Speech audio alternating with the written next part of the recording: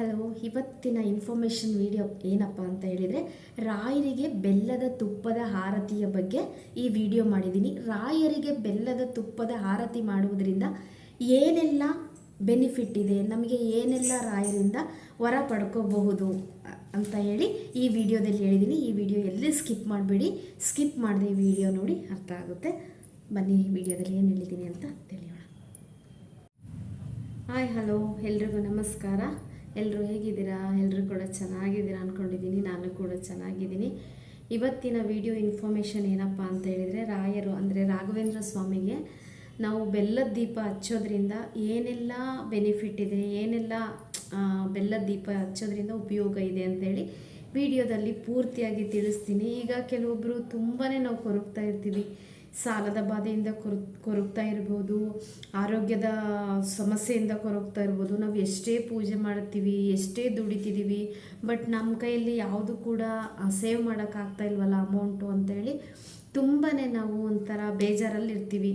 ಈ ರಾಯರ ಸೇವೆ ಮಾಡೋದ್ರಿಂದ ನಾವು ಸಾಲದ ಬಾಧೆಯಿಂದ ಹೊರಗೆ ಬರ್ಬೋದು ಅಂತ ಈ ಇನ್ಫಾರ್ಮೇಷನ್ ಹೇಳ್ತಾ ಇದ್ದೀನಿ. ಈ ಪೂಜೆನ ಹೇಗೆ ಮಾಡಬೇಕು, ಯಾವಾಗ ಮಾಡಬೇಕು, ಈ ಬೆಲ್ಲದ ಆರತಿ ಅಂದರೆ ಯಾವ ಥರ ಏನು ಅಂತ ಹೇಳಿ ಪ್ರತಿಯೊಂದು ಕೂಡ ಈ ವಿಡಿಯೋದಲ್ಲಿ ಇನ್ಫಾರ್ಮೇಷನ್ ಹೇಳ್ತೀನಿ. ಎಲ್ಲೂ ಸ್ಕಿಪ್ ಮಾಡಬೇಡಿ, ಪೂರ್ತಿಯಾಗಿ ನೋಡಿ. ಹಾಗಾದರೆ ಈ ರಾಯರಿಗೆ ಬೆಲ್ಲದ ಆರತಿ ಮಾಡೋದ್ರಿಂದ ಹೇಗೆ ಮಾಡಬೇಕು, ಏನೆಲ್ಲ ಅನುಕೂಲ ಇದೆ ಅಂತಲೂ ಕೂಡ ಹೇಳ್ತೀನಿ. ಮೊದಲನೇದಾಗಿ ನಾವು ಬೆಲ್ಲದ ಆರತಿ ಮಾಡಬೇಕು ಅಂತ ಹೇಳಿದರೆ ರಾಯರಿಗೆ ಇಂಥ ದಿನ ಅಂತ ಫಿಕ್ಸ್ ಮಾಡ್ಕೋಬೇಕು. ಅಂದರೆ 5 ಗುರುವಾರನಾದರೂ ಮಾಡ್ಬೋದು, 5 ಕಂಟಿನ್ಯೂಯಸ್ ಗುರುವಾರದಿಂದ ಸ್ಟಾರ್ಟ್ ಮಾಡಿ 5 ದಿನನಾದರೂ ಮಾಡ್ಬೋದು. ಓಕೆನಾ? ಅದಕ್ಕೆ ಏನೇನೆಲ್ಲ ರೆಡಿ ಮಾಡ್ಕೋಬೇಕು ಅಂತ ಹೇಳಿದರೆ, ಅಂದರೆ ಮನೆಯನ್ನೆಲ್ಲ ಶುದ್ಧವಾಗಿ ಮಾಡ್ಕೋಬೇಕು. ಇವತ್ತು ನಾವು ಪೂಜೆ ಮಾಡೋಕ್ಕೆ, ವ್ರತ ಮಾಡೋಕ್ಕೆ ಸ್ಟಾರ್ಟ್ ಮಾಡಿದ್ವಿ. ಈ ವ್ರತ ಮಾಡೋದು ಬೆಲ್ಲದ ಆರತಿ ವ್ರತ ಮಾಡೋಕ್ಕೆ ನಾವು ಸ್ಟಾರ್ಟ್ ಮಾಡಿದ್ವಿ. ಇವತ್ತು ಈ ಗುರುವಾರದಿಂದ ಸ್ಟಾರ್ಟ್ ಮಾಡಿದ್ವಿ ಅಂತ ಹೇಳಿದರೆ ಹಿಂದಿನ ದಿನವೇ ಮನೆಯಲ್ಲಿ ಈಗ ಶ್ರಾವಣ ಆಲ್ಮೋಸ್ಟಲ್ಲಿ ಎಲ್ಲರೂ ಮನೆ ಕ್ಲೀನ್ ಮಾಡಿರ್ತೀರ. ಓಕೆ, ಈ ಶ್ರಾವಣದಲ್ಲಿ ಏನಾದರೂ ನೀವು ಮಾಡೋಕ್ಕೆ ಸ್ಟಾರ್ಟ್ ಮಾಡಿದ್ರಿ ಅಂದರೆ ಮನೆಯನ್ನೆಲ್ಲ ಎದ್ಬಿಟ್ಟು ಪೂರ್ತಿಯಾಗಿ ಸ್ವಚ್ಛವಾಗಿ ಮನೆಯನ್ನೆಲ್ಲ ಕ್ಲೀನ್ ಮಾಡಿಕೊಂಡು ಎದ್ಬಿಟ್ಟು ಶುಭ್ರವಾಗಿ ಸ್ನಾನ ಮಾಡಿಕೊಂಡು ಎಲ್ಲ ಮಾಡಿಕೊಂಡು ಸ್ನಾನ ಎಲ್ಲ ಮುಗಿಸಿ ಎಲ್ಲ ಮಾಡಿ, ಮೇಯ್ನಾಗಿ ಈ ಪೂಜೆ ಮಾಡೋಕ್ಕೆ, ಈ ವ್ರತ ಮಾಡೋಕ್ಕೆ ನೀವು ಸ್ಟಾರ್ಟ್ ಮಾಡಿದ್ರಿ ಅಂತ ಹೇಳಿದರೆ ನಾನ್ ವೆಜ್ ಏನಾದರೂ ನೀವು ತಿಂತಿದ್ರೆ ಈ ವ್ರತ ಮುಗಿಯೋವರೆಗೂ ಖಂಡಿತ ತಿನ್ನಬೇಡಿ. ಓಕೆನಾ? ಇನ್ನು ಬೈ ಚಾನ್ಸ್ 5 ಗುರುವಾರ ಮಾಡ್ತೀರಾ ಈ ವ್ರತನ ಅಂತ ಹೇಳಿದರೆ, ಈ ಗುರುವಾರ ಮಾಡಿ ನೆಕ್ಸ್ಟ್ ಗುರುವಾರದೊಳಗೆ ಗ್ಯಾಪ್ ಇರುತ್ತಲ್ಲ, ಆ ಟೈಮಲ್ಲಿ ತಿನ್ಬೋದು ನಾನ್ ವೆಜ್ನ. ಬೇರೆ ದಿನದಲ್ಲಿ, ಗುರುವಾರ ಬಿಟ್ಟು ಬೇರೆ ದಿನದಲ್ಲಿ ತಿನ್ಬೋದು. ಆದರೆ ತಿಂದ ಮೇಲೆ ಮನೆ ಮತ್ತೆ ಶುದ್ಧ ಮಾಡಿ, ಈ ಗಂಜಲ ಅಂತ ಇರುತ್ತಲ್ಲ, ಗೋಮೂತ್ರ, ಅದನ್ನು ಹಾಕ್ಬಿಟ್ಟು ಮನೆಯನ್ನೆಲ್ಲ ಶುದ್ಧವಾಗಿ ಮಾಡಿಕೊಂಡು ಈ ವ್ರತ ಮಾಡಿ.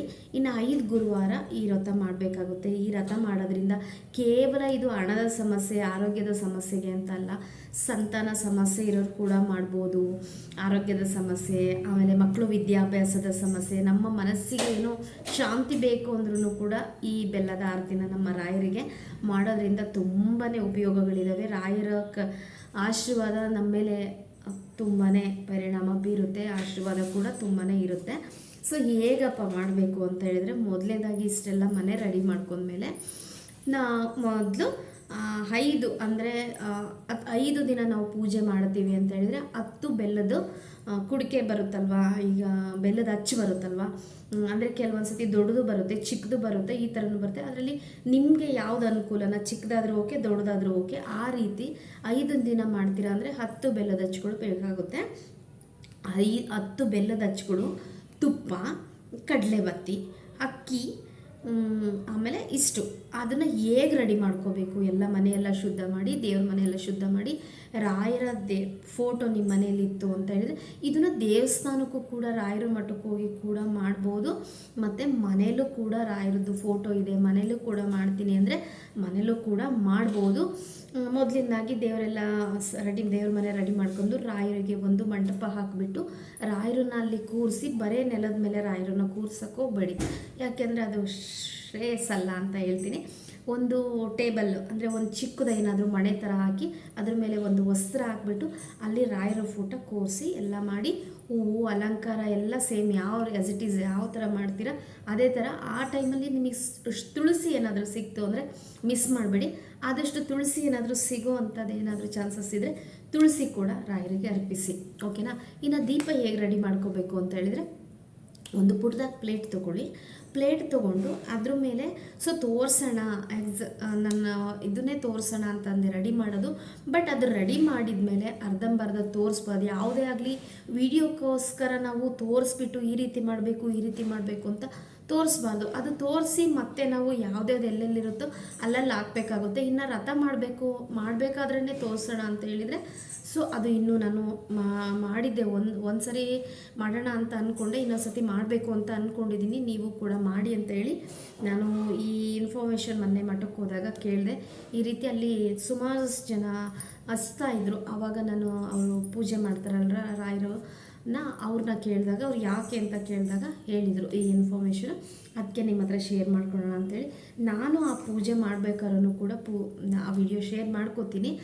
ಇವಾಗ ಬೇಡ, ಎಕ್ಸಾಂಪಲ್ ತೋರಿಸ್ಬಿಟ್ಟು ಮಾಡೋದು ಬೇಡ ಅಂತ ಅನ್ನಿಸ್ತು. ಹಾಗಾಗಿ ನಾನು ಬಾಯಲ್ಲೇ ಹೇಳ್ತಿದ್ದೀನಿ. ಅದನ್ನು ನೀವು ನೋಟ್ ಆದರೂ ಮಾಡ್ಕೊಳ್ಳಿ, ವಿಡಿಯೋ ಸೇವ್ ಆದರೂ ಮಾಡ್ಕೊಳ್ಳಿ, ಓಕೆನಾ. ಒಂದು ಪ್ಲೇಟ್ ತೊಗೊಂಡು ಆ ಪ್ಲೇಟಲ್ಲಿ ಅಕ್ಕಿ ಹಾಕಿ, ಈಗ ಊಟಕ್ಕೆ ಬಳಸ್ತಿರಲ್ಲ ಅದೇ ಅಕ್ಕಿ ಹಾಕಿ ಪೂರ್ತಿಯಾಗಿ ಹರಡಿ, ಓಕೆನಾ. ಪೂರ್ತಿ ಹರಡಿದ ಮೇಲೆ ಅಲ್ಲಿ ಬೆಲ್ಲದ ಅಚ್ಚು ತೊಗೊಂಡಿರ್ತೀರಲ್ವ, 2 ಬೆಲ್ಲದ ಅಚ್ಚಷ್ಟೇ. ಒಂದು ದಿನ 2 ಬೆಲ್ಲದ ಹಚ್ಬೇಕಂತೆ. ಅಚ್ಚು ತೊಗೊಂಡು ದೀಪ ಹಚ್ಬೇಕು. ಆ ಬೆಲ್ಲದ ಅಚ್ಚು ಅದ್ರ ಮೇಲೆ ಇಟ್ಬಿಟ್ಟು ಈಗ ತುಪ್ಪದ ಆರತಿ ಮಾಡಬೇಕು. ಅಂದರೆ ಈ ಕಡಲೆ ಬತ್ತಿ ಇರುತ್ತಲ್ಲ, ಹತ್ತಿಯಿಂದ ಮಾಡಿದಂತಹ ಕಡಲೆ ಬತ್ತಿನ ತುಪ್ಪದಲ್ಲಿ ಈ ಬೆಲ್ಲದ ಹಚ್ಚದೊಳಗೆ ಪ್ಲೇಸು ಹಾಕೋದೇನಾದರೂ, ತುಪ್ಪ ಹಾಕೋದೇನಾದರೂ ಪ್ಲೇಸ್ ಕೊಟ್ಟಿದ್ರು ಅಂದರೆ ಕೆಲವೊಂದರಲ್ಲಿ ಇರುತ್ತೆ, ಕೆಲವೊಂದರಲ್ಲಿ ಇರಲ್ಲ. ಅದಕ್ಕೋಸ್ಕರ ಹೇಳ್ತಿದ್ದೀನಿ. ಅದರಲ್ಲಿ ತುಪ್ಪ ಹಾಕಿ ಈ ಬತ್ತಿನೂ ಕೂಡ ಅದರಲ್ಲಿ ನೆನೆಸಿ, ಇಲ್ಲ ಬೈ ಚಾನ್ಸ್ ಅದರಲ್ಲಿ ತುಪ್ಪನಿಲ್ಲ, ಪ್ಲೇಸ್ ಇಲ್ಲ ಅಂತ ಹೇಳಿದರೆ ಅದನ್ನು ಒಂದು ಕಡಲೆ ಬತ್ತಿನ ತುಪ್ಪ ಕರಗಿಸ್ಬಿಟ್ಟು ಅದರಲ್ಲಿ ಕಡಲೆ ಬತ್ತಿ ಎಲ್ಲ ಹದ್ಬಿಟ್ಟು ಅದನ್ನು ಬೆಲ್ಲದ ಮೇಲೆ ಇಡಿ. 2 ಬೆಲ್ಲದ ಮೇಲೆ ಒಂದೊಂದು ಕಡಲೆ ಬತ್ತಿ ಇಡಬೇಡಿ, 2 ಕಡಲೆ ಬತ್ತಿ ಇಡಿ. ಏಕೆಂದರೆ ಒಂದೊಂದು ಕಡಲೆ ಬತ್ತಿ ದೀಪ ಒಂದೊಂದು ಬತ್ತಿ ಹಚ್ಚಬಾರ್ದು ದೇವರಿಗೆ. ಅದಕ್ಕೋಸ್ಕರ ಹೇಳ್ತಿದ್ದೀನಿ. 2 ಕಡಲೆ ಬತ್ತಿ ಅಂದರೆ 4, ಇದಕ್ಕೆ 2 ಜೋಡಿಯಾಗಿ ಕಡಲೆ ಬತ್ತಿ ಇಟ್ಬಿಟ್ಟು ತುಪ್ಪ ಎಲ್ಲ ಹಚ್ಚಿರ್ತಿರಲ್ಲ, ಹಚ್ಚಿ ಅದಕ್ಕೆ ಹೂವಿನಿಂದ ಅಲಂಕಾರ ಮಾಡಬೇಕು. ಯಾವುದೇ ಹೂವಾಗಿರ್ಬೋದು, ಶಾಮಂತಿಗೆ ಹೂವಾಗಿರ್ಬೋದು, ಗುಲಾಬಿ ಹೂವಾಗಿರ್ಬೋದು, ಮಲ್ಲಿಗೆ ಹೂವಾಗಿರ್ಬೋದು, ಯಾವುದಾದ್ರೂ ಓಕೆನಾ. ಅದರಿಂದ ಅಲಂಕಾರ ಮಾಡಿಬಿಟ್ಟು ರಾಯರ ಫೋಟೋಕ್ಕೂ ಸಹ ಅಲಂಕಾರ ಮಾಡಿರ್ತೀರಲ್ವ, ರಾಯರ ಫೋಟೋಕ್ಕೂ ಅಲಂಕಾರ ಮಾಡಿ ಈ ಪ್ಲೇಟು ಕೂಡ ರೆಡಿ ಮಾಡಿ. ಮತ್ತು ದೇವರು ಮನೆಯಲ್ಲಿ ದೇವ್ರುಗಳೆಲ್ಲ ಇರ್ತಾವಲ್ವ, ಅವಕ್ಕೂ ಕೂಡ ಆ್ಯಸ್ ಇಟ್ ಈಸ್ ನೀವು ಡೈಲಿ ಹೇಗೆ ದೀಪ ಹಚ್ತೀರಲ್ವ ಅದೇ ರೀತಿ ದೀಪ ಹಚ್ಚಿ. ದೇವ್ರ ಮನೆಯಲ್ಲಿ ಆದಷ್ಟು ಇದ್ರ ಜೊತೆ ಒಂದು ಟಿಪ್ಸು, ಒಂದು ದೀಪ ಹಚ್ಚಕ್ಕೆ ಹೋಗ್ಬೇಡಿ, 2 ದೀಪ ಹಚ್ಚಿ. ಒಂದು ದೀಪ ಹಚ್ಚಬಾರ್ದು ಮನೆಯಲ್ಲಿ, 2 ದೀಪ ಹಚ್ಚಬೇಕು, ಆ ಕಡೆ ಒಂದು ಈ ಕಡೆ ಒಂದು ದೇವರಿಗೆ. ಹಾಗಾಗಿ ದೀಪನ 2 ಎಲ್ಲ ಡೈಲಿ ಹೇಗೆ ಮಾಡ್ತೀರಲ್ಲ ಅದೇ ರೀತಿ ಎಲ್ಲ ದೇವ್ರಿಗೆ ಪೂಜೆ ಮಾಡಿ.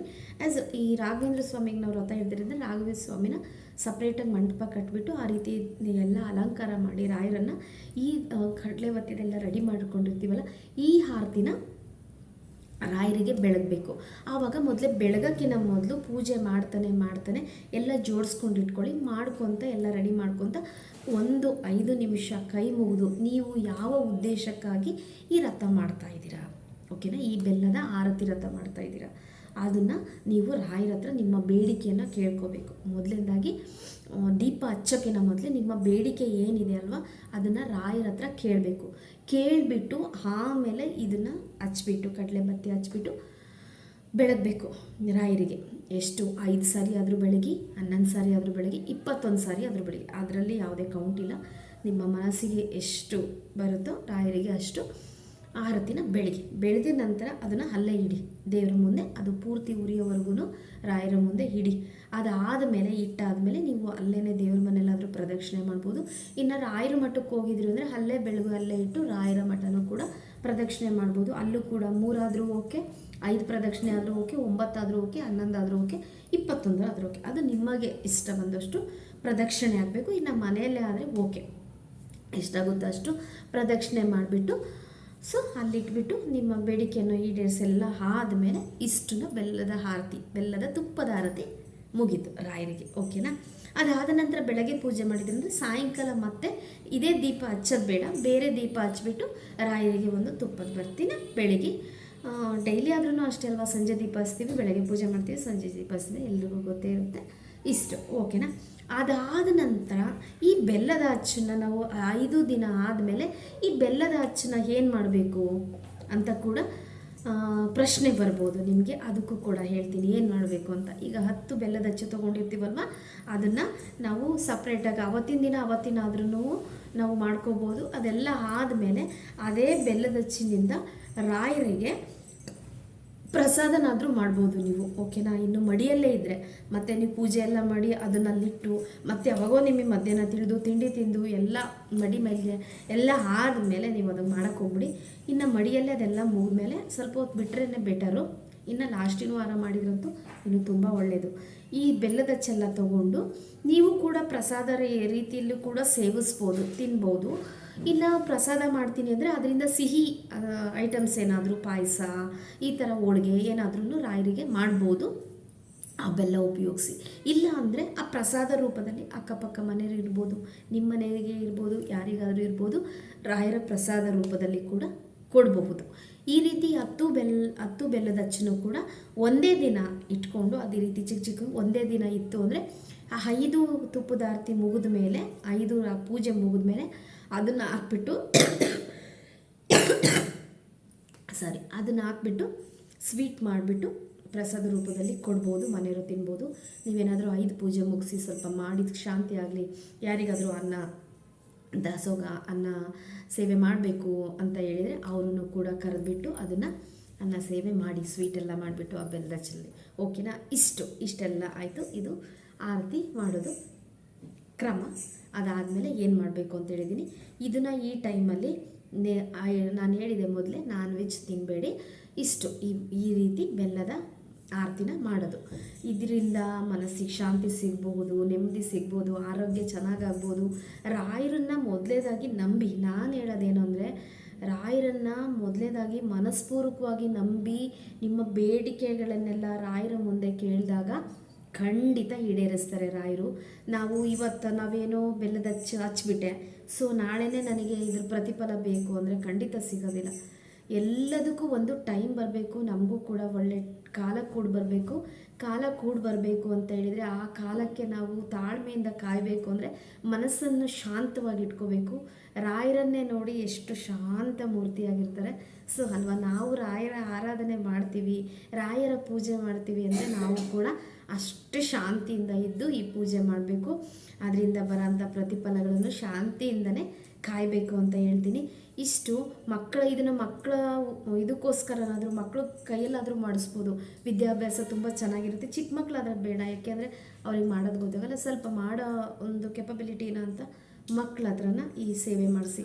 ಅದಾದಮೇಲೆ ಇಷ್ಟೆಲ್ಲ ಮಾಡಿಸಿ ಖಂಡಿತ ಪ್ರತಿಫಲ ಸಿಗುತ್ತೆ. ಬೆಲ್ಲದ ಆರತಿ, ಬೆಲ್ಲದ ತುಪ್ಪದ ಆರತಿಯಿಂದ ರಾಯರ ಸೇವೆ ಮಾಡೋದ್ರಿಂದ ಎಲ್ಲದಕ್ಕೂ ಮುಕ್ತಿ ಸಿಗುತ್ತೆ. ತಾಳ್ಮೆಯಿಂದ ನಾವು ಕಾಯಬೇಕು ಅಷ್ಟೇ. ಇಷ್ಟೆಲ್ಲ ಪೂಜೆ ಆದಮೇಲೂ ಕೂಡ ನಿಮಗೇನಾದರೂ ಸಾಧ್ಯವಾದರೆ ಮನೆಯಲ್ಲೇ ಮಾಡೋದಾದರೂ ಓಕೆ, ಮಠದಲ್ಲಿ ಮಾಡೋದಾದರೂ ಓಕೆ, ಮನೇಲಿ ಸಾಧ್ಯವಾದರೆ ಇಷ್ಟೆಲ್ಲ ಮಾಡಿದ ಮೇಲೆ ನೀವು ಒಂದು ಮರಿಬೇಡಿ, ಓಕೆನಾ. ಇದನ್ನು ಯಾಕೆ ಹೇಳ್ತೀನಿ ಅಂತ ಹೇಳಿದರೆ, ಈ ಪೂಜೆ ಆದಮೇಲೆ ಆ ಪೂಜೆ ಸಮರ್ಪಣೆ ಆಗಬೇಕು ಅಂತ ಹೇಳಿದರೆ ಇನ್ನೂ ಒಂದು ಪುಟ್ಟ ಕೆಲಸ ಮಾಡೋಕ್ಕಾಗುತ್ತೆ. ಏನಪ್ಪ ಅಂದರೆ, ಒಂದು ಎಕ್ಸಸೈಜು ಪೆನ್ನು ತೊಗೊಂಡು ಶ್ರೀ ಗುರು ರಾಘವೇಂದ್ರಾಯ ನಮಃ, ಇನ್ನೊಂದ್ಸರಿ ಶ್ರೀ ಗುರು ರಾಘವೇಂದ್ರಾಯ ನಮಃ ಅಂತ ಹೇಳಿ 105 ಸಾರಿ ಬರಿಬೇಕು, ಓಕೆನಾ. ನೆನ್ಪಿಟ್ಕೊಳ್ಳಿ, ಶ್ರೀ ಗುರು ರಾಘವೇಂದ್ರಾಯ ನಮಃ ಅಂತ ಹೇಳಿ ಇದನ್ನು ರಾಯರ ಮುಂದೆ ಪೂಜೆ ಎಲ್ಲ ಮುಗಿಸಿ ಎಲ್ಲ ಆದಮೇಲೆ ಪ್ರದಕ್ಷಿಣೆ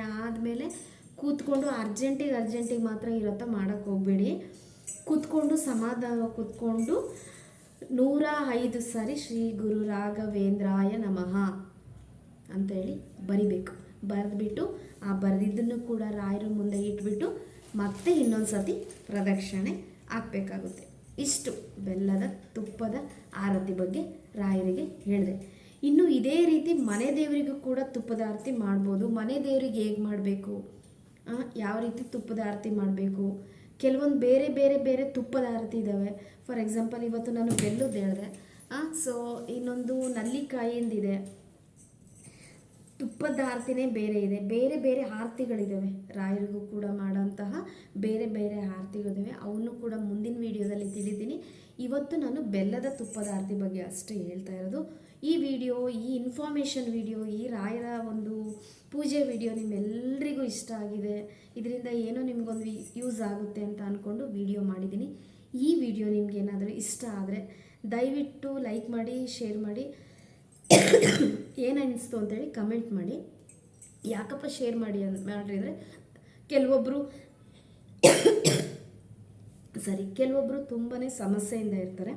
ಈ ವಿಡಿಯೋ ಯಾರೋ ಒಬ್ರಿಗೆ ತಲುಪ್ತು ಅಂತ ಹೇಳಿದರೆ ಅವರು ಮಾಡೋದಕ್ಕೂ ಸರಿಯಾಗುತ್ತೆ, ಅವ್ರ ಸಮಸ್ಯೆಯಿಂದ ಹೊರಗೆ ಬರೋಕ್ಕೂ ಕೂಡ ಒಂದು ಸಹಾಯ ಆಗ್ಬೋದು. ನನ್ನಿಂದ ಒಂದು ಒಳ್ಳೆ ಸೇವೆ ಅಂದರೆ ರಾಯರಿಗೆ ನಂದು ಕೂಡ ಈ ರೀತಿ ಭಕ್ತಿ ಮುಟ್ಲಿ ಅಂತ ಅಷ್ಟೇ, ಇನ್ನೇನು ಇಲ್ಲ. ರಾಯರನ್ನು ನಂಬಿ ರಾಯರು ಕೂಡ ಎಲ್ರಿಗೂ ಒಳ್ಳೇದು ಮಾಡಲಿ, ಎಲ್ರಿಗೂ ಕೂಡ ಒಳ್ಳೇದು ಮಾಡೇ ಮಾಡ್ತಾರೆ ಅನ್ನೋ ನಂಬಿಕೆ ನನಗಿದೆ. ಅಪಾರವಾದ ನಂಬಿಕೆ ಇಡಿ. ನಂಬಿಕೆಯಿಂದ ಎಲ್ಲ ಮಾಡಿದರೆ, ತಾಳ್ಮೆಯಿಂದ ಮಾಡಿದರೆ ಎಲ್ಲದೂ ಕೂಡ, ಎಲ್ಲ ಕೆಲಸ ಕೂಡ ಸಕ್ಸಸ್ ಆಗುತ್ತೆ. ಸೊ ಇನ್ನೊಂದು ಇನ್ಫಾರ್ಮೇಷನ್ ವಿಡಿಯೋದಲ್ಲಿ ಮತ್ತೆ ಸಿಗ್ತೀನಿ ಅಂತ ಹೇಳ್ತೀನಿ. ಇಷ್ಟೊತ್ತು ಈ ವಿಡಿಯೋ ನೀವು ತಾಳ್ಮೆಯಿಂದ ಕೇಳಿದ್ದಕ್ಕೆ ತುಂಬ ಹೃದಯದ ಧನ್ಯವಾದಗಳು. ಮತ್ತು ನೆಕ್ಸ್ಟ್ ವಿಡಿಯೋದಲ್ಲಿ ಮತ್ತೆ ಸಿಗ್ತೀನಿ. ಟೇಕ್ ಕೇರ್, ಬಾಯ್. ಶ್ರೀ ಗುರು ರಾಘವೇಂದ್ರಾಯ ನಮಃ. ಎಲ್ರಿಗೂ ಒಳ್ಳೆ